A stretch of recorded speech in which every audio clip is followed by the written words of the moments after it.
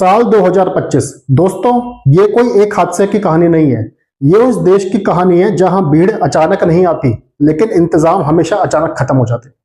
प्रयागराज से लेकर दिल्ली, गोवा से लेकर बेंगलोर, करूल से लेकर हरिद्वार तक, हर जगह पैटर्न एक ही है।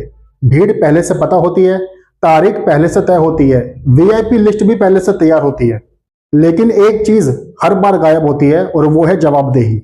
नमस्कार दोस्तों, मैं सिद्धांत गोयल।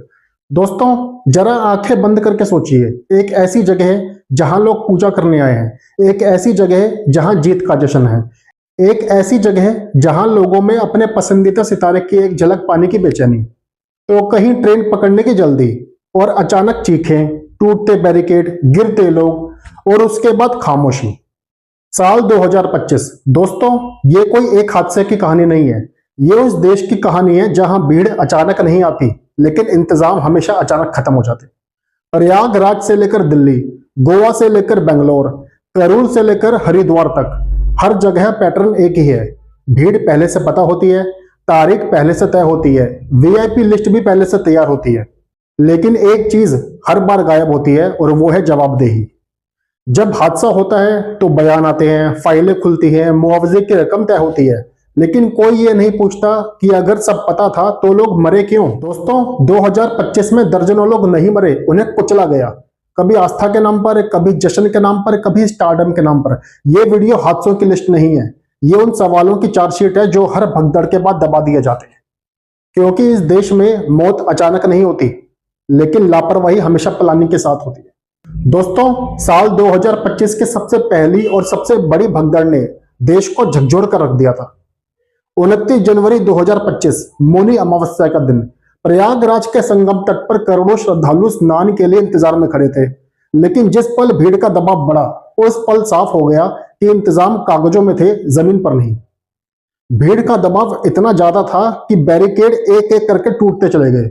जो लोग शांत होकर अपनी बारी का इंतजार कर रहे थे, वही लोग कुछ सेकंड में जमीन पर कुचले जाने लगे। इस भगदड़ में 37 से ज्यादा लोगों की मौत हुई, जिनमें 30 महिलाएं और 7 पुरुष शामिल थे। 60 से अधिक श्रद्धालु घायल भी हुए। हादसे के बाद यूपी सरकार ने 35 मृतकों के परिजनों को 25-25 लाख रुपए का मुआवजा देने की घोषणा की, लेकिन एक मृतक की पहचान नहीं हो पाई और वाराणसी के एक श्रद्धालु का कोई वारिस न होने के कारण मुआवजा भी अधूरा रह गया। यानी कि दोस्तों, मौत सबको मिली, लेकिन इंसाफ सब तक नहीं पहुंचा। अगर यह आस्था का सैलाब था, तो सवाल यह है कि बांध क्यों कागज का बनाया गया। भीड़ अचानक नहीं आई थी, लेकिन इंतजाम आखिरी वक्त तक क्यों नहीं पहुंचे। बैरिकेड टूटे नहीं थे, सिस्टम पहले ही झुक चुका था। मुआवजा मौत के बाद दिया गया, लेकिन मौत से पहले सुरक्षा क्यों नहीं। दोस्तों, इसके बाद आती है 15 फरवरी 2025। नई दिल्ली रेलवे स्टेशन के प्लेटफॉर्म नंबर 14 और 15 पर प्रयागराज जाने वाली ट्रेनों के इंतजार में हजारों लोग जमा थे।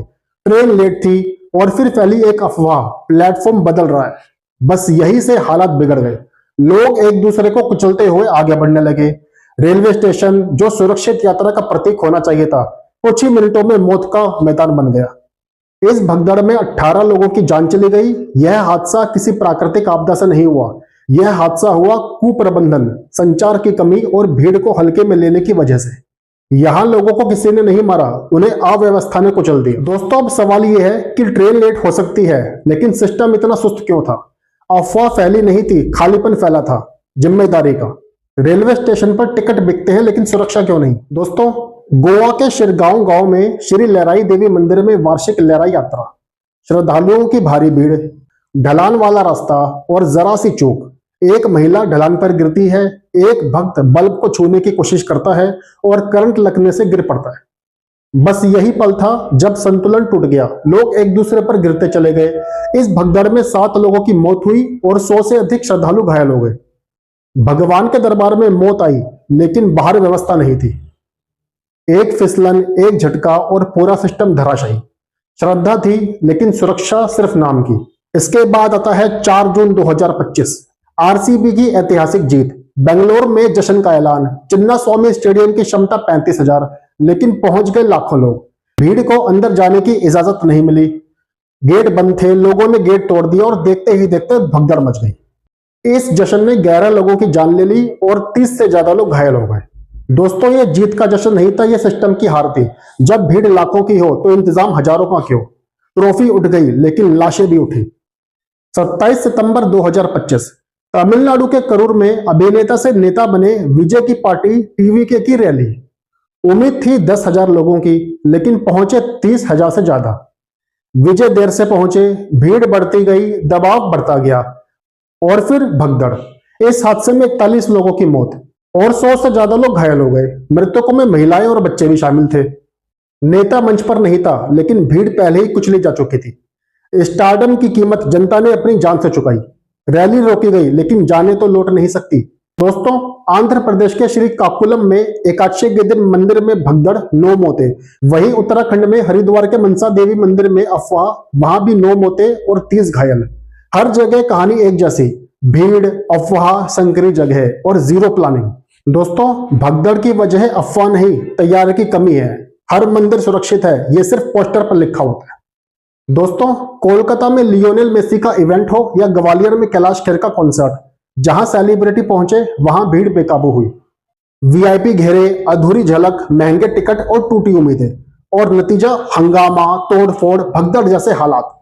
सेलिब्रिटी दिखे या ना दिखे, लेकिन सिस्टम की नाकामी साफ दिख गई। स्टेज पर रोशनी थी, लेकिन ग्राउंड पर अंधेरा। वीआईपी सुरक्षा थी, जनता असुरक्षित थी। दोस्तों, अब जरा ईमानदारी से सोचिए, क्या प्रयागराज में भीड़ अचानक उमड़ी थी? क्या दिल्ली रेलवे स्टेशन पर यात्रियों का आना किसी को चौंका गया था? क्या बेंगलुरु में आरसीबी की जीत के बाद जश्न की उम्मीद नहीं थी? क्या करूर में विजय की रैली में लोग अपने आप टेलीपोर्ट होकर पहुंच गए थे? जी नहीं, सब कुछ पहले से पता था। फिर भी हर जगह एक ही जवाब मिला, भीड़ ज्यादा हो गई। दोस्तों, भीड़ ज्यादा नहीं होती, तैयारी कम होती है। इस देश में इवेंट्स की परमिशन देने से पहले यह नहीं पूछा जाता कि अगर हालात बिगड़े तो किसकी जिम्मेदारी होगी। यहाँ स्टेज की ऊंचाई तय होती है, वीआईपी गेट पहले बनाए जाते हैं, लेकिन आम आदमी के लिए निकलने का रास्ता बाद में सोचा जाता है। अगर कभी सोचा जाता है तो हर भगदड़ के बाद एक स्क्रिप्ट चलती है। पहले संवेदना, फिर मुआवजा, फिर जांच और फिर सन्नाटा। ना कोई इस्तीफा, ना कोई सजा, ना कोई सबक। सबसे खतरनाक बात यह नहीं है कि लोग मरे, बल्कि सबसे खतरनाक बात यह है कि सिस्टम को पता है अगली भीड़ भी आएगी और शायद अगली भगदड़ भी। क्योंकि जब तक स्टारडम जिंदगी से ऊपर रहेगा, वीआईपी कल्चर सुरक्षा से ऊपर रहेगा और भीड़ को सिर्फ नंबर समझा जाएगा, तब तक ये हादसे नहीं रुकेंगे। याद रखिए दोस्तों, ये भगदड़ भगवान की मर्जी नहीं थी, ये जनता की गलती नहीं थी। ये उस सिस्टम का नतीजा था जो भीड़ बुलाने में माहिर है, लेकिन भीड़ संभालने में नहीं। 2025 खत्म हो रहा है, लेकिन सवाल वही है, क्या अगली भगदड़ का इंतजार पहले से किया जा रहा है? क्योंकि अगर जवाब हाँ है तो ये देश हादसों से नहीं, चुप्पी से मारा जाएगा। नमस्कार दोस्तों।